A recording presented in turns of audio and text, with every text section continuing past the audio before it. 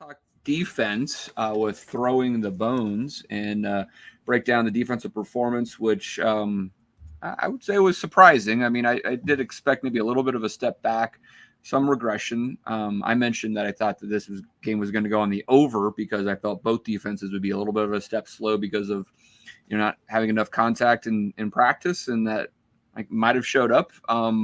There was a lot of missed tackles. Our linebackers didn't play particularly well. We did not get a pass rush at all, practically, but we didn't really blitz that much. It wasn't that exotic. We just tried to bring four. And our secondary seemed to be a little bit lost out there. Definitely some times where we didn't seem to have the right coverages.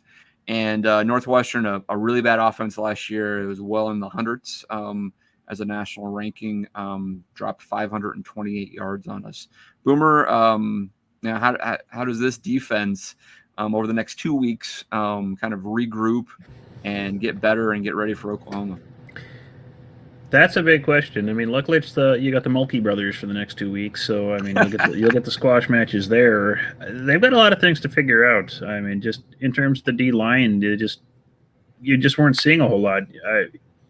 We weren't blitzing a whole lot. I don't know. Yeah, couldn't stop the run either, though. Yeah, so what the thought process was behind not blitzing if you're trying to save stuff for later games. But again, at some point you can't be saving things because every game is very, very important at this stage in your career. So you really shouldn't be playing too close to the vest here, and just weren't getting anything. And like I said earlier, it wasn't like Northwestern was doing some exotic blitz package. They had mostly were just rushing their front forward, occasionally throwing somebody in, and then they eventually did start getting pressure on that. We never did.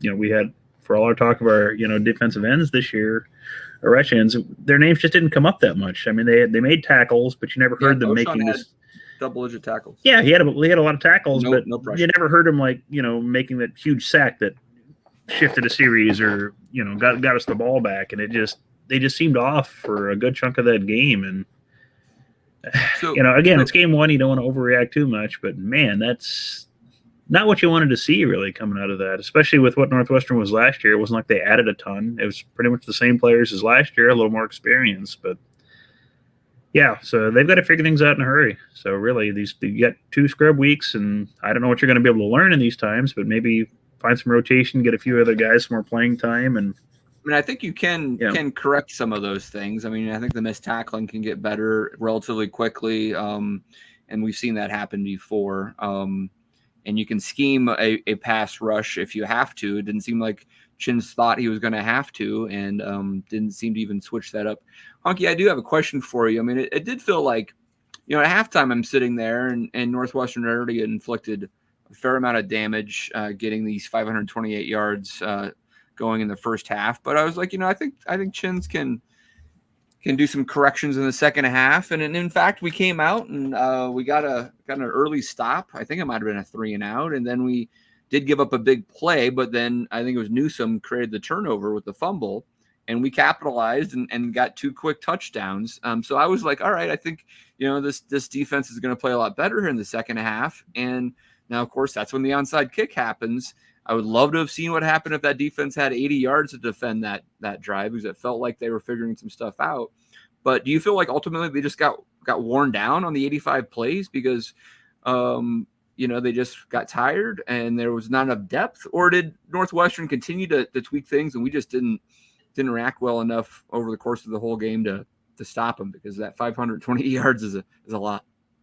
Yeah, they definitely got worn down as the game went on. Now, is that because we didn't have enough depth, or we just didn't play as the depth that we had? I mean, there's guys that, we could have put in there for a drive here or there, linebackers, but we really kind of stuck with Henrich and Reimers for most of that game. I don't know how many backup snaps we got to.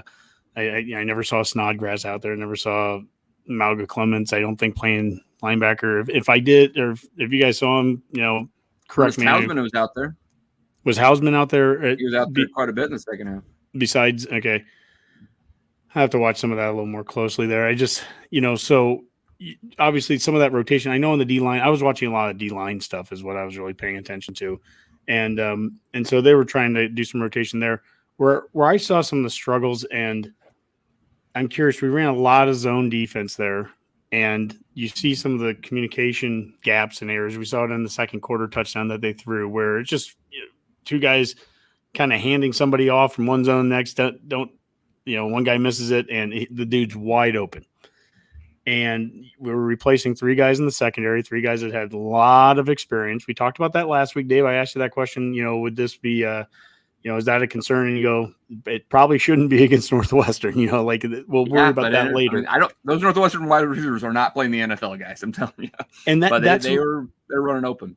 That's part of where I'm like, for as much zone as what I was saying during the game was, I would like to have seen us take on a more aggressive approach, some blitzes, but also do a little more man-to-man against these guys. I mean, if the fear is that you're going to trip, some guy's going to make one mistake and in man-to-man you give up a pass to a guy that's running deep. Well, we had the same thing happening in zone with guys just were miscommunicating zones there. And so with those, it ends up being the exact same result that you don't want, except we're not being real aggressive out of the deal. And I would love to have seen us apply some pressure and blitz a little more than what we were. And so even like the play where they ran for 20 yards on us but we forced a fumble, there's Tanner, great hustle and everything. There's Tanner getting the fumble recovery. I want to see, I was expecting to see Tanner in the backfield more. I was expecting to see O'Shawn in the backfield more. I was expecting to see Nelson in the backfield more. And we had opportunities. There were 3rd and 10s and 3rd and 12s. Times where I'm like, oh, here we go. Hey, we got him into 3rd and long.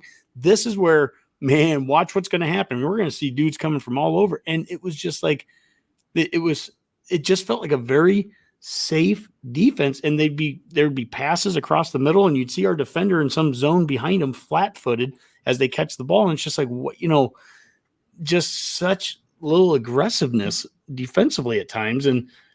And we were our own worst enemy. So when I said that they had 35 minutes of time of possession, it wasn't just because they were running the ball successfully on us. They would complete a 3rd and 12 and keep their possessions going. And, we got to get ourselves off the field there too. And so, as negative and bad as everything sounds here, it still was only a 3-point loss. And yet, so are we close? Here we go. Were we close, or is this? I don't know. I don't have a good answer here. This just doesn't. We couldn't afford to lose this game, and now we really are in position where you've got to win. This is where it feels like Illinois last year. Now you've got to. I remember saying coming back from there, we've got to make up for an Illinois loss by going out and winning a game that we weren't supposed to. We've got to win some games now that maybe we weren't supposed to. We've got to catch up. Yeah, just from a perception of momentum, Oklahoma is the obvious game that you would be the makeup. But look, sure. Let's hypothetically say you win the next 2 games. Mm-hmm. You lose versus Oklahoma, and you're 2-2. But then you have, I believe, Indiana, Rutgers, and Purdue. Yep. And then Purdue, right? And you could argue those are all 3 games that you could win. I'm not clearly saying it's not going to be easy, but those are 3 winnable games. Now you're looking at a 5-2, and to Boomer's point, this whole time, if we would have front loaded all of our wins up front, that's not going to be successful either. So you're sitting at 5-2 with 5 to go, and if you pull off a couple upsets, and you finish 7-5, and you beat Wisconsin or something, maybe people think that's enough. I don't know. Well, what I've said for me, the non-negotiable is we've got to be going into November competing to win the West, going into November. And so we're 0-1 right now in the West already. We're 0-1 conference. You damn near, we better be hitting some stride after the Oklahoma game when we play Indiana, Purdue, Rutgers, Illinois. We have got to win. Damn near all 4. Don't beat Oklahoma, you have to win all 4, don't you? If you want to be in line for competing for the West title, you got to win all 4 of those. Oklahoma's one. Oklahoma's one thing, we lose to Oklahoma. You win those other ones, you're 6-2 at the 8-game point. And 4-1. If you're 6-2 and you're 4-1 in conference, at least we are competing for the West at that point as you get into November. If we're losing games to, I don't care any one of those, Rutgers, Illinois, it just doesn't even matter. They're conference games. If we're sitting there at 3-2 or 2-3 in the West, when you get to Minnesota, Wisconsin, Iowa, and Michigan, that's a problem. That's it. Rob? Can I back up a little bit, because I just want to talk. I still want to talk a little bit about the defense and their struggles in this game, because Dave, you said something last week, and it's the first time that any doubt creeped into my mind about this weekend. And no, it's not a bad thing, because I swear to God, I'm going to twist this to be a positive. So just bear with me. But you had mentioned that Fitz's record or something coming out of a bye week, whether, and how when he has a lot of time to prepare for a game, what his record is overall, right? Like, and I don't remember those numbers specifically, but you brought something up about that. And this is the first game of the season with a brand new defense, with a brand new, basically probably some new defensive schemes in there. We've got a brand new offense going on. Is there a on brand the new other side of the ball. defense? No, well, no, you didn't say that. I'm talking about it this year. It's pretty much, because they're running a couple new schemes, or at least we hope they are. They're going to go more. And they're going up against Fitz. All right. And Fitz, 17 years in this league. The guy knows what he's doing. All right. So you're going to have to come up with some pretty creative stuff. My point is, we're about to go into 2 weeks where we should just be up big going into half. We should win these games by multiple scores. And we're going to have a lot of time to try and figure out exactly what's going on that side of the ball against these two teams. And hopefully somebody in the comments said something about these guys just haven't played together enough to understand where the other guys are going and know their tendencies. Hopefully they have these 2 weeks in live game action, hitting people, hopefully tackling people, to get it together by the time they go to Oklahoma, to actually pull it together enough to bring all the talent that we know we have together and make this defense effective enough to beat the crap out of the Sooners. That's really what I'm hoping for. All about game reps. Yeah. And I'm not trying to be a Kool-Aid drinker here or anything, or make excuses. We got outcoached. That's what it comes down to with Fitz. How many times can we say that? Well, we can say it quite a bit, but this did not look like last year's defense. Okay. It just didn't. And that's the side of the ball that we depended on last year. So it's not last year's defense. And I also different saw personnel, different formation. I also saw another stat that when Frost's team scores 35 points, they're 10-0, which is crazy, right? Because they said that right before we before we 28 and stopped scoring. Exactly. So it's like let's just kind of see if they can figure it out over the next couple of weeks, and hopefully that's what happened, and that'll completely change my depression, I think. Well, at this point, at the very least, we can, again, this is going to be remembered as the onside game. I think people, it's just easy to recall one play and just say, okay, so this is the onside game. People remember that, but that the onside wasn't the only thing that won or lost the game for us here. If you tell me that we're going to throw the ball 44 times to 29 rushes, I'm going to tell you that's bad going in. Even if you told me we're going to have a 300-yard passer, 100-yard rusher, and a 100-yard receiver, even if you told me that, it's still 44 to 29 that's pretty rough. On defense, if you tell me we're going to get 0 sacks, the Big Mac sack attack is not going to happen because we don't get in the backfield. That's pretty rough. We lose the turnover. We need to play clean football. Clean football is the word that we kept using. We were clean in the penalties. One penalty to 5 yards there, but we had the 3-1 turnovers, and that killed us. What was the last one there, Boomer? The last question? There's a question about whether Logan Smothers, did he just come in, was that planned or not, or did Thompson have a issue? I think that's a great question. And so, I was sitting there with Jack and those guys, and they bring Smothers in. And if you remember, the last play prior to that drive for us, the last offensive play was the interception, and Thompson made a tackle.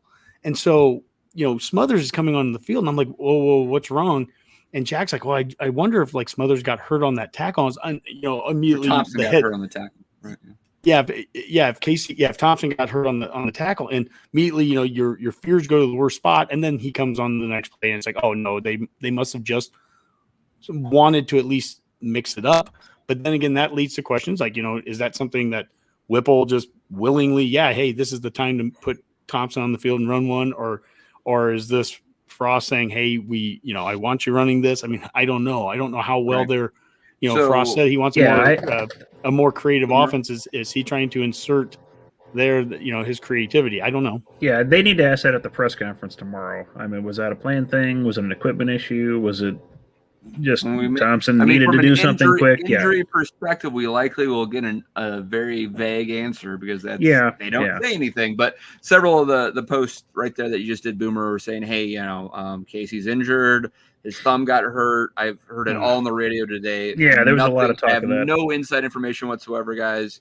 That they're like, oh, I literally heard that after he made the scramble and throw that him and Trey Palmer did a high five and it looked awkward. And they're if you want to break it down frame by frame later, maybe we can do that if you're bored. You can't high five a guy and not injure your thumb. I mean, that's ridiculous. So I have no idea. That would be the most recent Nebraska thing ever to have a quarterback hurt his thumb on a high five. I mean, that would just be Maybe it was the tackle. I don't know. But it did feel like he had a couple of throws where he did miss, where he clearly made earlier. But he also was under more pressure in the second half, and that has nothing to do with the thumb. So we're going to find out next week, what he looks like. And if he's really injured, you would think and it's a thumb and it just needs some rest, you wouldn't play him that much, or if at all.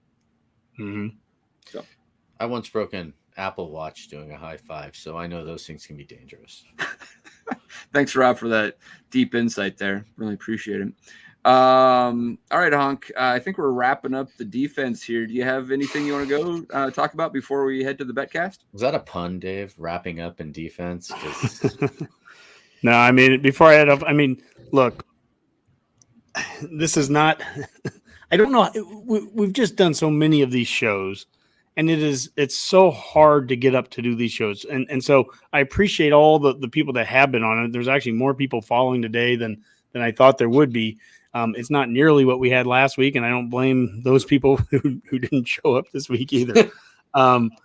Look, it's very early in the season. I'm trying to treat this team differently than last year. I'm trying to treat it differently than 2 and 3 and 4 years ago. Under Frost. Okay, this team is different than the other ones. Hopefully they can come back. Let's have 2 weeks the way that they had a year ago with Fordham and Buffalo. Get a couple wins under your belt, and let's create some excitement around Oklahoma coming here that weekend. I think that's really important, and that becomes a big game for a lot of national reasons and the rivalry and all that. And let's get a win in a game that right now people aren't predicting us to win. Okay, I mean that's where our focus goes to. It's not that the season's over right now or anything, but this was a really rough way to start. But what's crazy is for all the great culture that Northwestern has and all that stuff, it still ends up being a 3-point win. You know, I mean, we're right there. We're right there, but boy, we got to stop finding every different possible way to lose football games, because at the end of the day, none of the stats matter. None of this, and it's only what happens on the scoreboard is what matters. We've said that all off season, and what happened on the scoreboard is we lost by 3 and we're 0-1.